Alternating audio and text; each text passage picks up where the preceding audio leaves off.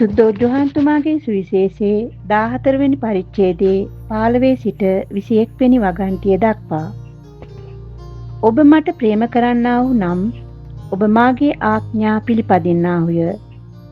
එවිට මම පියාණන් වහන්සේගෙන් අයදින්නෙමි. උන්වහන්සේද ඔබ සමග සදාටම සිටින පිණිස වෙනත් සහායදායකයෙකු දෙනසේක. ඒ සහායදායකයානෝ සත්‍යයේ ආත්මයානෝය.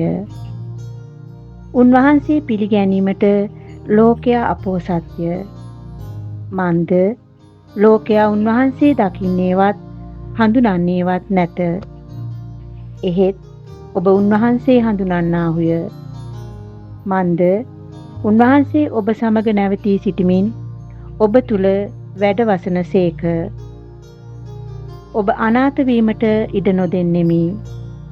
මම නැවත ඔබ වෙතට එන්නෙමි. තව ස්වල්ප වේලාවකින් ලෝකයා මා තවත් නොදකිති.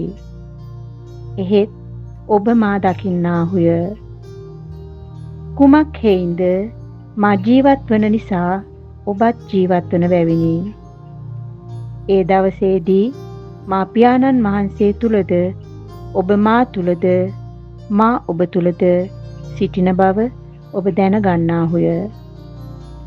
මාගේ ආඥා පිළිගෙන ඒවා පිළිපදින යම් තැනැත්තෙක් වේද මට ප්‍රේම කරන්නේ ඔහුය. යම් තැනැත්තෙක් මට ප්‍රේම කරන්නේද මාගේ පියාණන් වහන්සේ ඔහුට ප්‍රේම කරනසේක. මමද ඔහුට ප්‍රේම කොට ඔහුට එළිදරව් වන්නෙමි වදාළසේක. සුවිශේෂක වාක්‍ය නම් මෙසේය. ක්‍රිස්තුනි ඔබට ප්‍රශංසා වේවා.